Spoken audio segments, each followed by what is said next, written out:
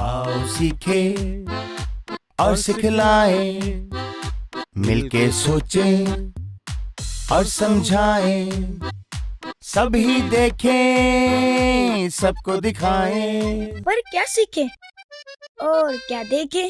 Story time, story time, story time with Delia.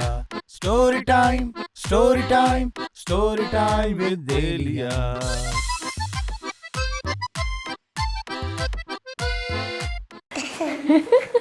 मैं सच कह रहा हूँ, आप लोग हंस रहे।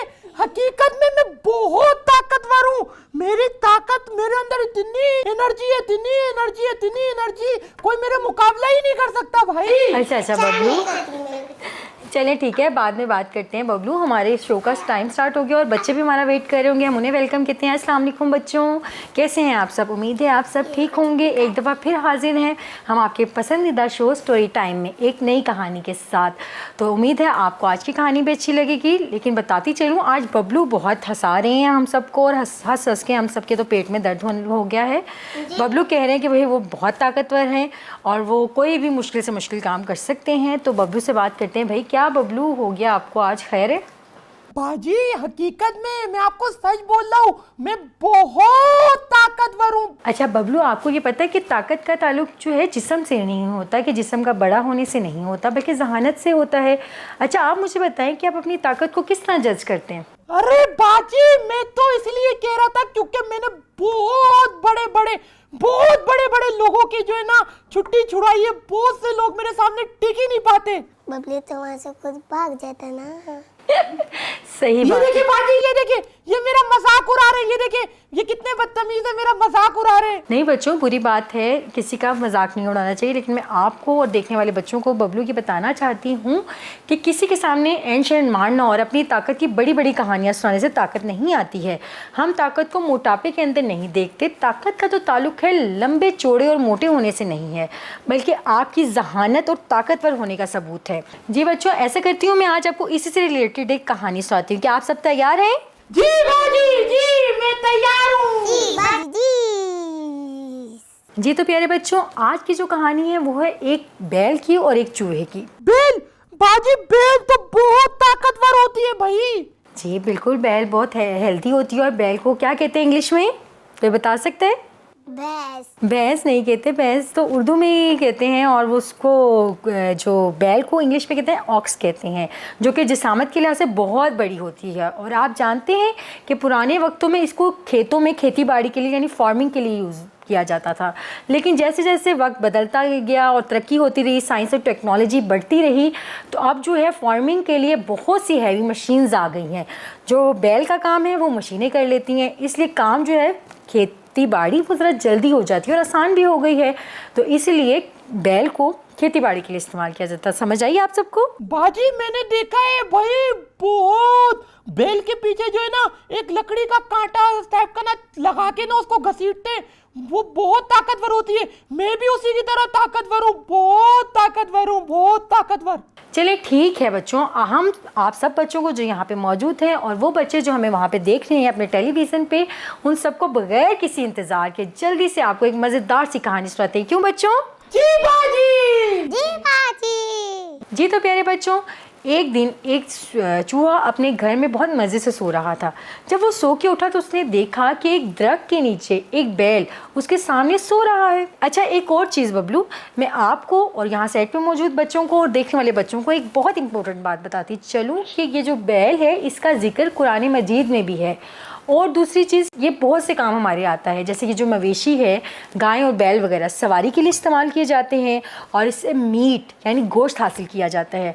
और इसकी एक सबसे अहम यूज़ जो है वो इसकी जो स्किन होती है वो हमारे जूते और गर्म कपड़े और जैकेट्स वगैरह बनती हैं उससे। अच्छा बाजी, इसका मतलब हम जो जूते कपड़े, खास तौर कर ये गरम कपड़े जो मैं पहनता हूँ, जैकेट वगैरह, ये इनकी खाल से बनाए जाते हैं। जी बिल्कुल बबलू, ऐसा ही है। अल्लाह ताला ने हमें बहुत ज़्यादा गिफ्ट्स और नेमतें दी हैं और हम बच्चे सोचते ही नहीं हैं कि अल्लाह ताला ने हमें इतने गिफ्ट्स दिए हैं। अल्लाह ताला ने कुरान मजीद में एक सूरा है, सूरा रहमान, उसमें अल्लाह ताला ने का बयान है कि तुम अपने परवरदिगार की कौन कौन सी नेमतों को जुटलाओगे। वाकईन बाजी अल्लाह ताला ने हमें बेशुमार गिफ्ट दिए और जिन्हें देखकर हमें हर वक्त अल्लाह की याद आती है। जी बिल्कुल, अल्लाह ताला की चीज़ों को देख के, अल्लाह ताला की निशानियों को देख के हमें अल्लाह ताला हर वक्त याद रहता है।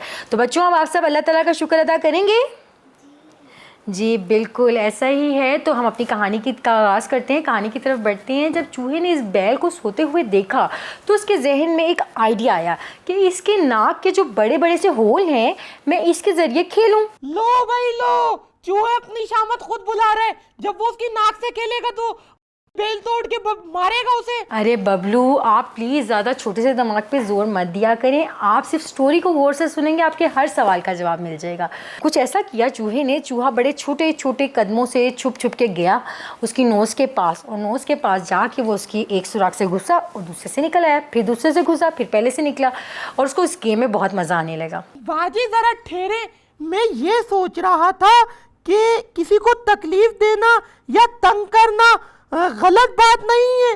वाकई बबलू, आपने तो बहुत समझदारी का मुजाहिरा किया है। और थैंक यू बाजी, थैंक यू। जी बिल्कुल बबलू, क्योंकि आपने जो बात की है वो बिल्कुल ठीक की है। लेकिन अल्लाह ने जानवरों में अक्ल नाम की जो चीज़ है नहीं रखी है, इसलिए अल्लाह ने जानवरों को बेहतरीन मखलूक भी नहीं रखा है, बल्कि अपनी बेहतरीन खिलकत अल्लाह ने किसको कहा है? इंसानों को। बिल्कुल दुरुस्त बबलू, अल्लाह ने अपनी बेहतरीन मखलूक इसलिए इंसान को करार दिया है। उम्मीद है हमारे जो बच्चे देख रहे हैं उन्हें भी ये पता होगा कि अल्लाह ताला की बेहतरीन मखलूक जो है वो इंसान है। तो इसलिए जानवरों में तो अक्ल नहीं होती, और चूहे ने यही समझा कि वो जो उसकी नोज़ की होल है वो समझ रहा कोई खेलने की चीज़ है। फिर क्या हुआ बाजी? फिर ये हुआ कि बैल को छींक आ गई, और वो छींक कर अपनी जगह से उठा और इसने चूहे को देखा अपने सामने, तो इसको गुस्सा आ गया। जब चूहे ने बैल को गुस्से में देखा तो बोला, सॉरी, मुझे माफ़ कर दो बैल भाई, मुझे अंदाज़ा नहीं था, मुझे ये खेलने की जगह लगी और मैं खेलने लगा। और बच्चों और बबलू, आपको पता है बैल ने क्या किया फिर? नहीं नहीं बताएं। बैल ने कुछ नहीं देखा, ना उसकी सॉरी को एक्सेप्ट किया, ना उसकी किसी चीज़ को एक्सेप्ट किया, बल्कि उसको गुस्सा इतना था वो चूहे को मारने के लिए उसके पीछे पीछे भागा। बाजी, इसका मतलब चूहा आगे आगे और बैल पीछे पीछे। जी बिल्कुल ऐसा ही है बबलू। बाजी, एक छोटी चीज को पकड़ने के लिए बड़ी चीज भागती कितनी अजीब लगती होगी। जी जी बिल्कुल बबलू, ऐसा ही है। अब ये था कि चूहा भागते भागते तेजी से भागते भागते अपने बिल में घुस जाता है, और बच्चों आपको पता है चूहे का घर बहुत छोटा सा होता है, तो चूहा अपने छोटे से घर में घुस जाता है। जब वो वहाँ घुसता है तो जो जी है बैल को और गुस्सा आने लगता है, वो कहता है ये अपने घर में घुस गया है।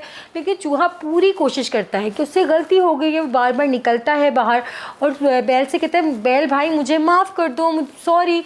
लेकिन जो बैल है वो किसी सूरत उसकी बात नहीं मानता, और चूहे को फिर पीछे जाता है और तेज़ी से भागता हुआ आता है और चूहे को पकड़ने की कोशिश करता है। लेकिन चूहा जो होता है बिल में वापस चला जाता है, और बैल के साथ बच्चों पता है क्या होता है? बैल का सर ज़ोर से दीवार पे लगता है, और फिर वो बार बार अपने सींग मारता है दीवार के साथ कि किसी तरह जो है चूहे का घर वो है तोड़ दूँ। अरे वाह, क्या बात है, इतनी पावर है बैल के अंदर बाजी। अरे बबलू, सुन तो ले कहानी आप पहले। जी जी बाजी जी, सुनाए आप कहानी। तो बच्चों अब क्या होना था, आखिरकार जो बैल था गुस्से में शदीद था, और वो बार बार अपने जो सींग थे जाके दीवार के साथ मार रहा था। जब वो मारता रहा, और लेकिन आखिरकार तो उसको थकना था, और वो थक गया। थक के जब बैठा तो चूहा जो है बड़े उससे बाहर आया, और उसने उसको पता है क्या कहा? उसने उसे कहा, अरे बेवकूफ़ बैल, हर काम ताकत से थोड़ी होता, कुछ चीज़ों के लिए अकल की ज़रूरत भी होती है, जाओ जाके अपना काम करो। और इस वक्त जो है चूहे ने उसको ये बताया कि ताकत यानी जिस्मानी फिज़िक हर किसी के लिए ज़रूरी नहीं होती, बल्कि उसकी अकल बहुत ज़रूरी होती है। आप लोगों ने अक्सर सुना होगा कि कहा जाता है अकल बड़ी या भैंस। तो बच्चों आप मुझे बताएं कि अकल बड़ी होती है या भैंस? अकल। वेरी गुड बबलू, आपकी जो है ना अकल छोटी होगी और आपकी भैंस बड़ी होगी, लेकिन हाँ ना, तो भैंस तो दिखने में इतनी बड़ी। लेकिन आप उसकी ताकत की बात करें, आप स्ट्रेंथ की बात करें कि आपको फिजिकली जो स्ट्रेंथ ज़्यादा होती है या मेंटली स्ट्रेंथ ज़्यादा होती है, किस चीज़ के साथ आप ज़्यादा अच्छे तरीके से तरक्की कर सकते हैं? अक्ल के साथ। जी बिल्कुल ऐसा ही है बच्चों। उम्मीद है आपको हमारी आज की कहानी अच्छी लगी होगी, और इस कहानी से हमने ये सीखा है कि सेहत ज़रूरी है, फिज़िकल सेहत भी ज़रूरी है, लेकिन अकल का इस्तेमाल करना हर मुमकिन हद तक ज़रूरी है। आप लोगों ने अपनी अक्ल का इस्तेमाल लाजमी रखना है और इसको इस्तेमाल में लाते हुए बबलू की तरह बिल्कुल ब्लैंक नहीं रखना है, इस्तेमाल करते रहना है। और फिज़िकल स्ट्रेंथ की वजह से अब प्राउड नहीं होना है कि हमारे पास ताकत है, हम बहुत हैवी हैं, हम कुछ भी कर सकते हैं, हमारे आगे कोई टिक नहीं सकता है। तो ऐसी बिल्कुल बात नहीं है। तो ज़्यादा अहम स्ट्रेंथ है अकल की। उम्मीद है बच्चों हमारी कहानी अच्छी लगी होगी और इसी तरह हम मज़े मज़े की कहानियाँ लेके आते रहेंगे।